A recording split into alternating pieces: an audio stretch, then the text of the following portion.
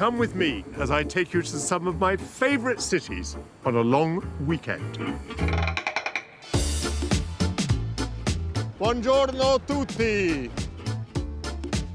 Together we'll explore the places I love. Oh, Palermo, what a beauty you are. Oh, my word, Madrid is next to heaven. And discover places new. We put the vroom vroom into Milano. Oh my, this is astonishing.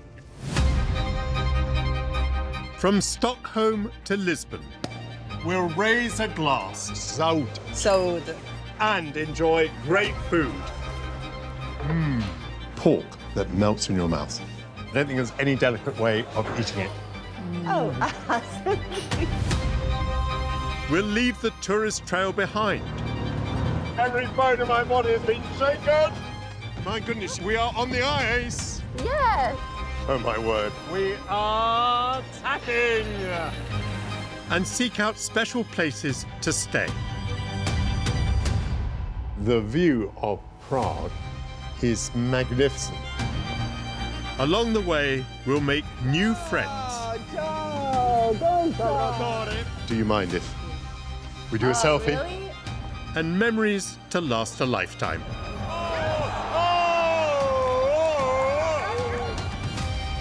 I think I shall always remember this. This is a beautiful moment. I have rarely seen such opulence. What an amazing sight. I am loving this. I can't wait to show you more.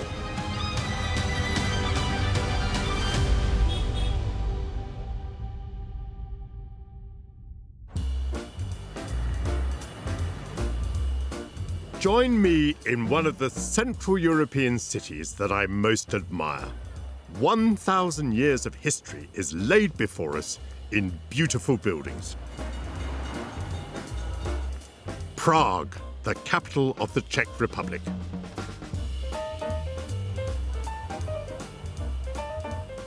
A short flight from Britain, Prague is renowned as the city of 100 spires. Its old-world charm seduces 7 million tourists every year. I'm in Prague, looking back at the famous and crowded Charles Bridge. When I first came here, this was a communist country with scarcely a foreign visitor in sight, but it's now become one of the most popular of all tourist destinations. Come here by all means and join the throngs and see the sights, or step aside with me as our weekend takes us behind the scenes in this most beautifully preserved of cities. I first visited more than 30 years ago, when communists ruled, and much has changed. Over the next 3 days, we'll admire Prague's breathtaking beauty, and together we'll discover some of the city's secrets. Well, hello. Hello. We'll enjoy the best of food and drink, and absorb the city's vibes after dark. Oh, wow. Ditch the guidebook and join me on an exhilarating long weekend in this enchanting city. My first day begins in the historic city centre. I'll show you the finest buildings in a city of superb architecture. How marvellous. What a beautiful cathedral. Shed light on a centuries-old tradition. Fantastic. It's not easy, no? It's not easy. And enjoy Prague's most famous export. I love this. Have we got another one for us? As in many great cities, a magnificent river flows through its heart. The mighty Vltava was historically a significant trading route and is the longest river in the Czech Republic at 267 miles. Prague sits spectacularly on its two banks. The old and new town quarters are in the east. On the western side of the river, you'll find the castle district, to which I'll head later. First, I'll venture back behind the Iron Curtain in a building that I last entered in the 1980s when I was in government, and when Czechoslovakia, as it was then, was a satellite state of the Soviet Union with a very different ambience. If you wondered which of the lovely palaces of Prague houses the British Embassy, the bust of Sir Winston Churchill marks the way. When I last came to the embassy, Czechoslovakia was behind the Iron Curtain, and here were played the games of cat and mouse, of observation, of eavesdropping, and of sabotage. This exterior of the palace is much as I remember it, but then I was aware that my every move was being watched. British Embassy, good afternoon. Michael Portillo, a British subject. Yes, sir, please come in. It's good to know that I still have a haven here after all this time. Well, it must be the best part of 35 years since I visited the embassy.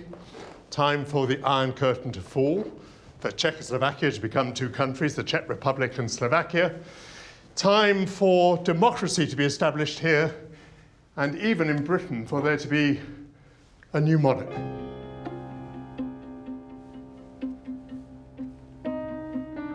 Ambassador. Hello, Michael. Welcome back to the British residence. It's great to be here.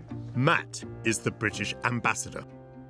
You know, the last time that I was here, in the 80s, Czechoslovakia was quite a grim place in the communist days, or that's my impression, that it was quite a severe regime, that the people suffered quite a lot. I'm pleased to say that a lot's changed, but we do remember that period very, very clearly. I hardly remember the interior of the residence because my meeting with the then ambassador had to be in the garden, because it was assumed that the embassy and residence would be bugged. Yes, absolutely. That was a very safe bet at that point, that's for sure. For the 41 years that Czechoslovakia was under Soviet rule, the state ran a vast network of surveillance. Much like the KGB in Russia, the Czech Secret Police, or STB, employed thousands of informers to spy on their friends and neighbours. Well, I believe the garden is even bigger than I remembered it, and this must be a very substantial diplomatic tool for you, actually. It's one of our best assets. In the summer, we had the King's birthday party here, so we use it as much as we can. And if I recall, when I had my meeting with your predecessor, we sat alongside that wall somewhere, I think. Yeah, that's right. So there's a terrace at that end of the garden, which is what we use for our more discreet conversations. And my goodness, you're in the centre. I mean, here we are. What, this is the castle, that is the cathedral? You are obviously overlooked. Yes, exactly. These days it's tourists, but not very long ago, right at the top of that tower, there was actually an observation post which would keep an eye on us and the other embassies in the area. This is the diplomatic quarter, so you're crowded together here. Yes, so ourselves, the Americans, the Germans, many of the prime targets for the intelligence services.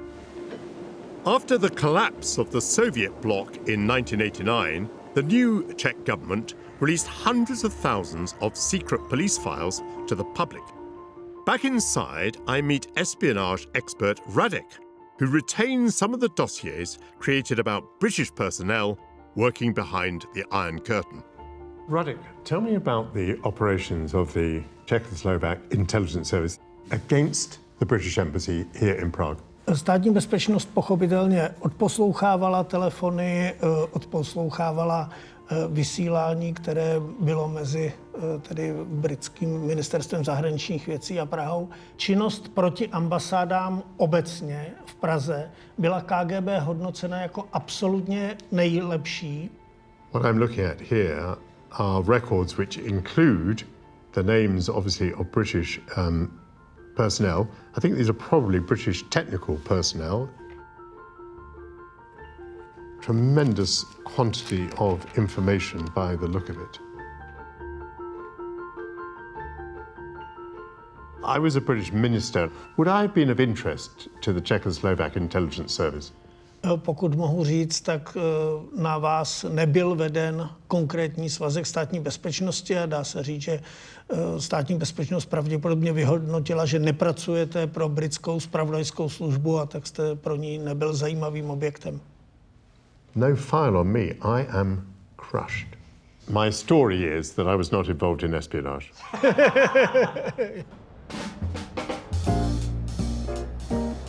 I'm enjoying the first day of my long weekend in Prague.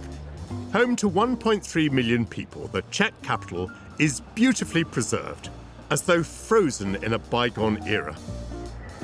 Unchanged from my first visit 3 decades ago. Since then, the city has witnessed the fall of the Eastern Bloc and the advent of mass tourism. Its annual visitors outnumber the population by 5 to 1, flocking to see its picturesque landmarks, and with very good reason. Whenever I come to Prague, my pulse quickens. Because this city has developed over many centuries, it has some of the finest buildings in Europe, and the survival of the city, its architectural perfection, is both humbling and, to me, uplifting. Over the next 3 days, I'll show you that there's even more to the city than its dreaming spires and cobbled streets. But on this beautifully clear first morning, I know the perfect place to start our adventure. I'm crossing the world-renowned Charles Bridge into the Castle District, where my destination was over time home to the kings of Bohemia, Holy Roman Emperors, and Czech presidents. Reaching Prague Castle, the world's largest ancient castle, is well worth the steep climb, not least because from the top, the view is stunning. This must be one of the greatest urban vistas in the world. You wouldn't want to go a whole lifetime without seeing this. Spread beneath us are some of the finest achievements in architectural history. This is a monument to humanity's imagination and skills and sheer good taste. Prague's fairy tale skyline has inspired great artists and authors, and has beautified James Bond and Mission Impossible movies. Each of the famous spires illustrates a chapter of this city's rich history. Wanting to understand what I'm seeing, I meet local historian Valerie. Hello. Lovely to see you. What a spot to meet with all these beautiful towers and domes and spires. Yeah. The views in Prague are fantastic, aren't they? Yes, because Prague has every single architectural style that was developed in the past 1,000 years. It was kind of lucky during Second World War to preserve all of its, or most of its, architecture, because there were not so many bombings or fights going on in the historical city center. So for the most part, the city looks just like it looked always. Now, I think we're quite close to the cathedral. Shall we go and see that? Of course. Thank you.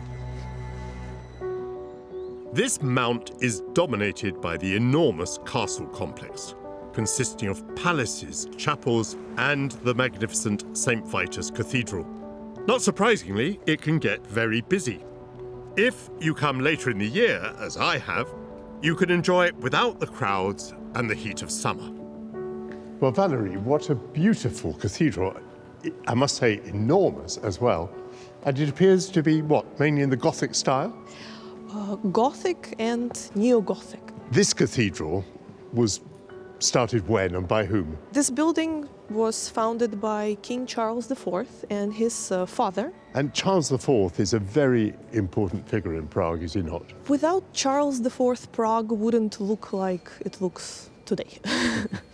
Including this cathedral, including Charles Bridge, the oldest bridge in Prague. Now, he began this cathedral, but he didn't finish it. Unfortunately not. They started it during his lifetime in 1344, but they only completed it in 1929. The best part of 600 years to build the cathedral. That's extraordinary. Beautiful stained glass windows. Mm-hmm. But my favorite one is this one. Yes. And it is the stained glass window that portrays the Last Judgment, which is not the most positive topic. It's something we need to bear in mind for last Yes. time.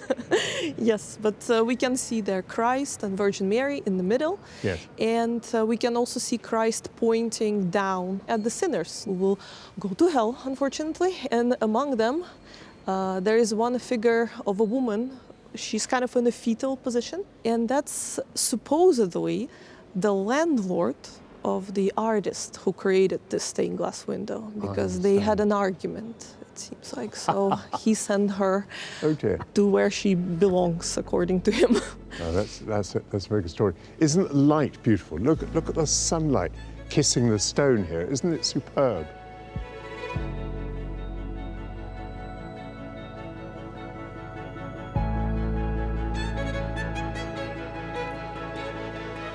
If you feel up to another climb, the 290 steps to the top of the cathedral's Great South Tower are also well worth the effort. At the top, the view's glorious, and you stand shoulder to shoulder with a giant. Oh, Valerie, I'm puffed. The cathedral's colossal bell, known as Sigmund, minding our heads, is 300 years older and 2 tons heavier than London's Big Ben. A very beautiful bell, but wonderfully decorated with all these engravings. I'm just trying to imagine the effort and the skill in casting such an enormous bell. And look at the reinforced beam, the wood reinforced with the ironwork to hold this tremendous weight in position. It's very impressive, isn't it? And how is the bell rung? Well, it requires 4 people, so I think we are 2 people short. After a morning of climbing so many steps, I'll pass up bell ringing in favour of food. Down the hill and across the river, I've entered the heart of Prague's new town, which, contrary to the name, isn't new at all. Dating back to 1348, it's the youngest area of the historic city centre.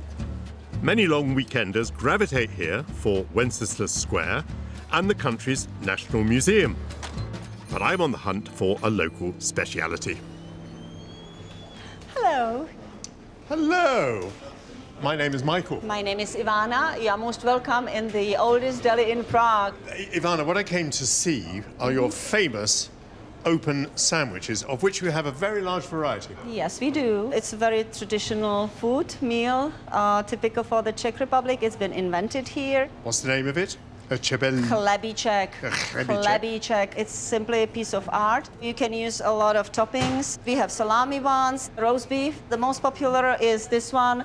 It's called Golden Egg because we are Golden Cross Deli.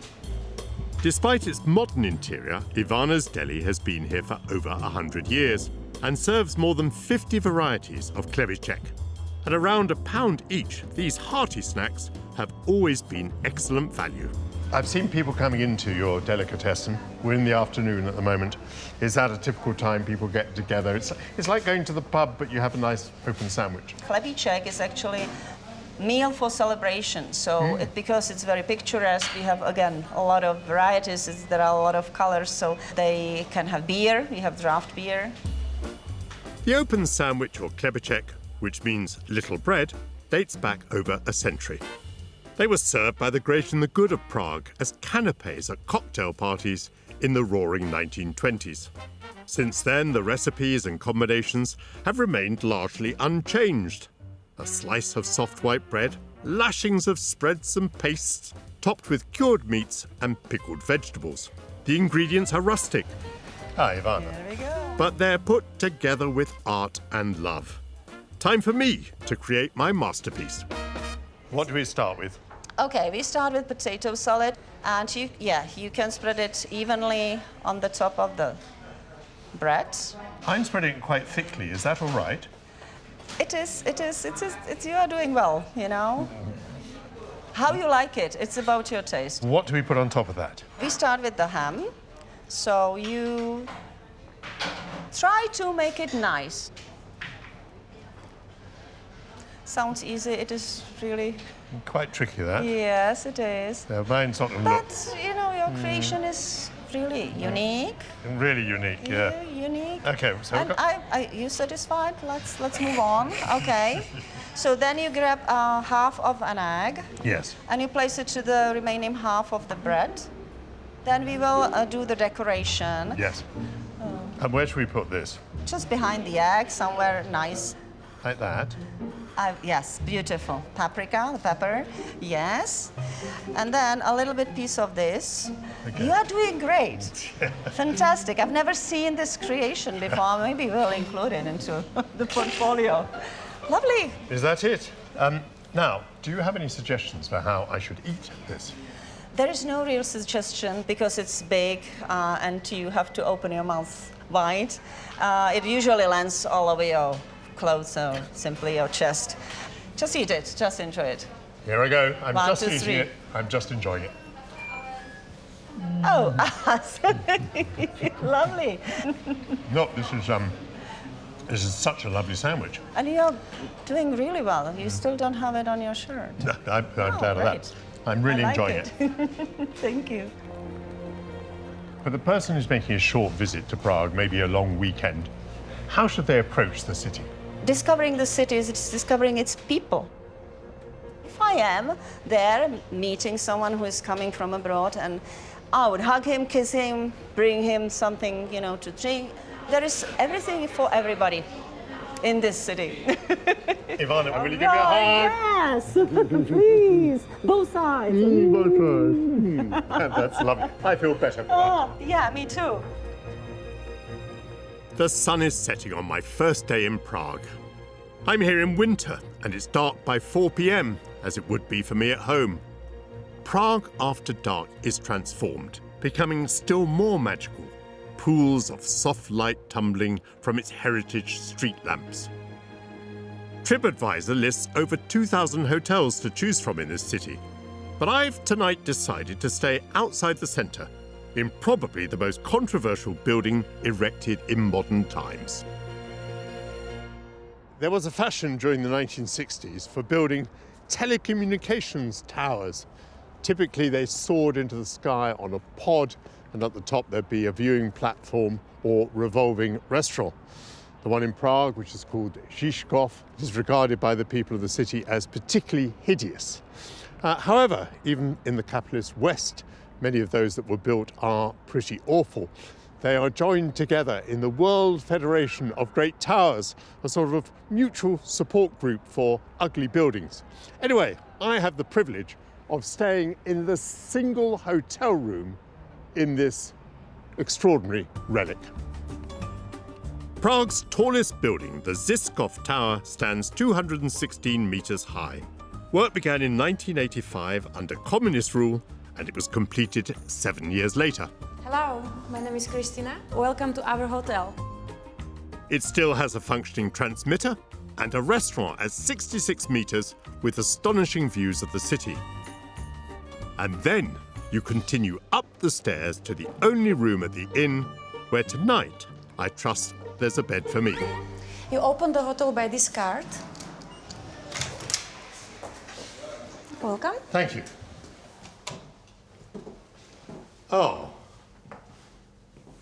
that's really lovely, Christina. Yeah. Thank you very much indeed. It is a beautiful suite, and the view of Prague is magnificent. I mean, simply the best. One of the few from which you can't see the Žižkov Tower.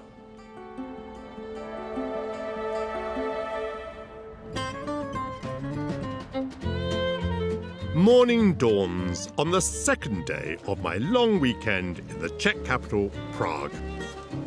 After a night sleeping amongst the clouds, I've time to re-evaluate my unique vantage point in this city. The morning light has revealed a stunning panorama over the city, a city that has never ceased to vibrate and which even today continues to grow. This vista reminds me how much there must be to explore in Prague.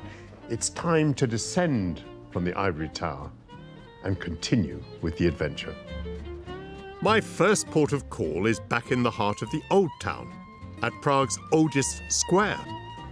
Dating back to the 10th century, this once housed the city's main market and was its centre of trade with Europe. Over the centuries, on the instruction of kings, merchants, and the church, grand buildings were erected around the marketplace, drawing the crowds, as they do today. Prague in the Middle Ages was a meeting point of cultures and beliefs. And so its astronomical clock that dates from 1410, by its dials and hands, tells the time in Central European, Babylonian and sidereal measures, the last being a reference to astronomy and astrology. On the hour, the 12 Apostles parade. And importantly, the bell is struck by the figure representing death, a reminder that our days are numbered, that the hour of judgment approaches, and that you had better be very, very good. The clock is known as horloge. It doesn't merely tell the time. Every day from morning till night, on the hour, it offers the people of Prague a performance. Into the lion's den. A throng gathers to behold the spectacle from below. But for £10, you can climb the tower and observe its workings close up. How marvellous. Well, this is very thrilling. I've often seen these figures from below. They're not quite larger than life, but they're a great deal larger than I thought they were.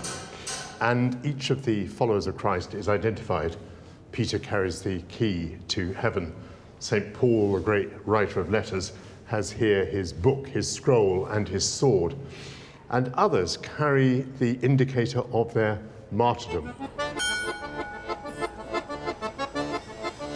The windows open, and the followers of Christ appear one by one at the window. This is obviously a crude device, but a fantastic piece of technology for its time. And imagine a crowd of believers centuries ago seeing this display of these holy figures peering down upon them, warning them that the day of judgment approaches.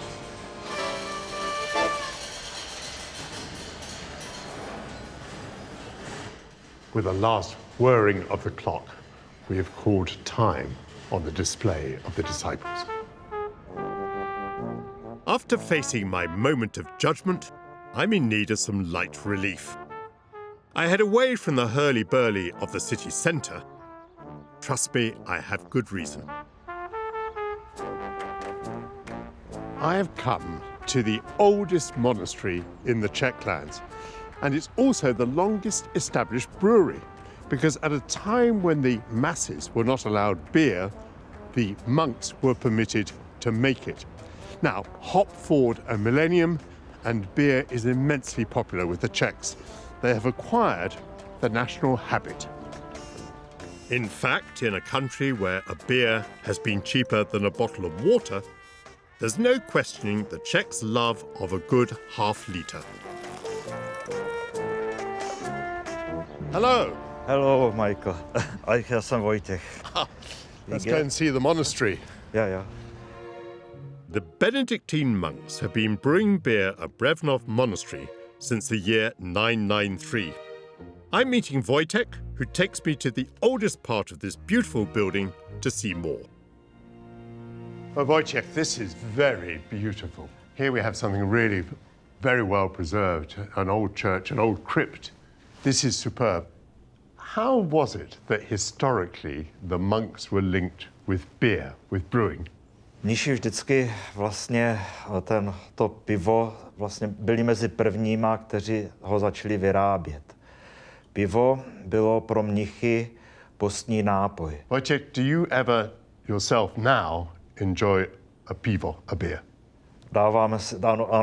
Dáváme si také pivo. Dostáváme vlastně tady z našeho pivovaru. Máme pivo, se tady vyrábí, takže člověk, není to zakázáno. I think that was yes. Although few monks live at the monastery today, beer production is going strong. Indeed, it's now on an industrial scale, overseen by brewmasters like Václav. Václav, what a very beautiful room with these lovely copper vessels. There's been brewing on this site for hundreds of years, hasn't it? Here stayed the oldest brewery in Czech, 11th century, and this brewery is from 2011. What part of the process have we reached now? Just now, today, we brewed classic Czech lager. It's around 60% of our production. Yeah. How long will it take now for this beer to brew? Around 8 hours, but it's only begin. Yeah. Because this solution is necessary cooled, Yes. give yeast, and then started fermentation. After fermentation, maturation. Altogether, the process is minimal 1 month. Right. But the results, it's wonderful. The brewery produces 20 different types of beer, with annual production reaching 400,000 litres. After brewing, the next stop on the production line is bottling. Hello. This is Michael. This is Tomáš, our youngest brewmaster. Nice to meet you. How do you do? Good to see you. Brewmaster Tomáš demonstrates how to bottle and cap freshly brewed beer. We wear safety glasses just in case one of these breaks. Pull slowly down. You're gonna hear some then it starts filling. Yeah. Right. So this you check the level of the beer. There is this part. It will take the pressure out of the bottle, so you can take it without spilling it over. Yeah. And you take the cap, put it on the bottle, then put it over here. You just press, and yeah, you have Excellent. a bottle of beer. We have a bottle of beer. Let's put that one aside and let me have a go at that as well. How fast do you go? How many do you manage to do in a day? It takes me 45 minutes to do 100 liters, approximately. That's fantastic. It's said that the Czechs drink more beer per person than any other nationality. Time for me to sample the finished product. I think of it as quality control. What are we starting with here? It's a typical Czech product. It is a light lager. It's the most popular brand in Czech or in Central Europe. Now, in my country, we try not to have too much foam, not to have too much head. But here, you like to have head on your beer, don't you? For Pilsner, it's typical. Yeah. Do the hops come from close by? We buy hops from monks. Do you? Yeah, because they have a big hop field. Yeah. That's a lovely thought, isn't it? The tradition of beer has been here so long, and you're buying the hops from the monks. Václav, what are you going to give us now? It's a lager or dark lager. Dark lager is a style which is popular mainly in Czech and German. The color comes from roasted malt, but we use the mixed roasted malt and caramel malt. It gives the beer the typical caramel character. Yeah, that is quite a surprise to my palate, because my eyes are telling me that this is going to be like a stout because it's black. But no, it's actually a lager. But it is not too black like stout, because stout is really black. Yeah, sure. It is a little bit dark brown. Okay. One time, 1,000 years ago, the monks used beer as a nutrition. They used the beer like source of minerals, vitamin, and energy. Yeah. Because it was more safe than to drink the water, because water was infected by a lot of microorganisms. Beer was boiled. Václav, have you got another one for us? It is IPA. It is close to your style, because it is an ale. Our IPA has a higher body, a rest of sweetness, and balanced bitterness. I love this. I love this. Yeah, because it's more drinkable. Peter, I'm learning a lot from you.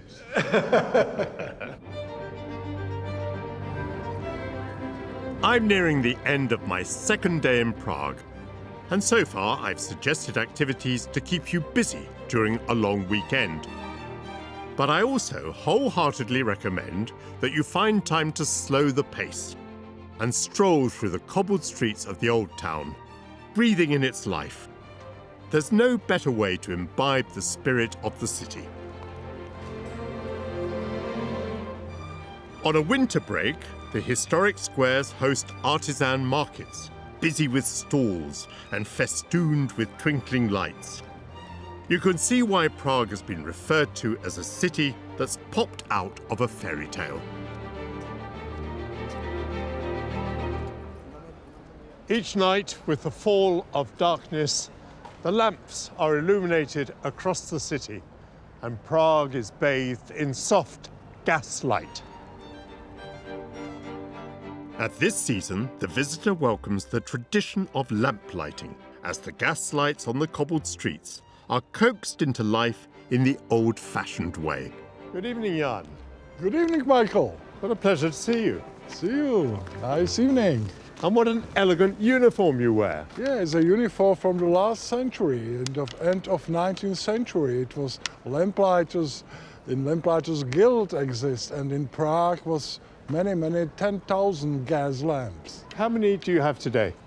Today it's about 700 gas lamps, and the Prague is 10th in the world. Where I come from in London, we have some gas lamps. Yes. But they are lit automatically. But you still have a gas lighter who goes around and lights them. Yes, in London it's around 1,200 gas lamps, but not exist lamplighters. No. Because in the lamp, in the gas lamp, is a clockwork, and the people from British Gas, each 14 days, change after sunset the time of lighting the lamps. Right. Gas street lights were first installed in Prague in 1847. Most of the city's 9,000 street lamps have now been updated to electric bulbs, but around 700 of the originals remain, as do a tiny number of the masters of this craft. I'm so pleased that Prague has kept its lamplighters. May I ask, are you very many lamplighters today? No, only 2. Only 2? What is the minimum height for a lamplighter? The perfect is a minimum 2 meters, and you must have a good eye. Surely. How tall are you? 2.5 meters. I am champion of Czech Republic in basketball. Of course, I'm not surprised by that at all.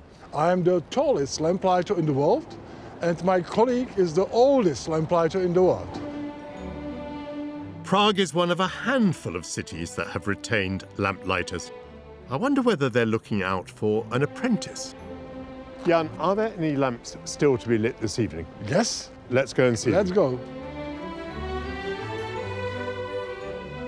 Don't you think that on a wet evening like this, Yes. the lamps are beautiful because they're reflected in the pavement, aren't they? Yes. Jan, your city of hills is a city of panoramas, and the view from here is brilliant whether by day or by night, isn't it? Yeah, you are true. It's one of the best panoramas in the world. Now, where are your lamps? There's 200 meters left. Jan, this is a spectacular chandelier. Yes, it's one of the oldest in Europe. It's from 1871. And one of the tallest as well. This must be the biggest challenge you have. From his lofty position, Jan makes this look effortless. Ah, excellent. Let me have a go at that, Jan. I'm sure it won't be as easy for me. Higher, higher. Ah, Oh, perfect. I'm touching it. The gas valve must be opened using an 8-meter wooden rod. I can hardly see that. Yes, yes. Oh, super. Hooray. Ah, fantastic. Ah, It's not easy, no? it's not easy.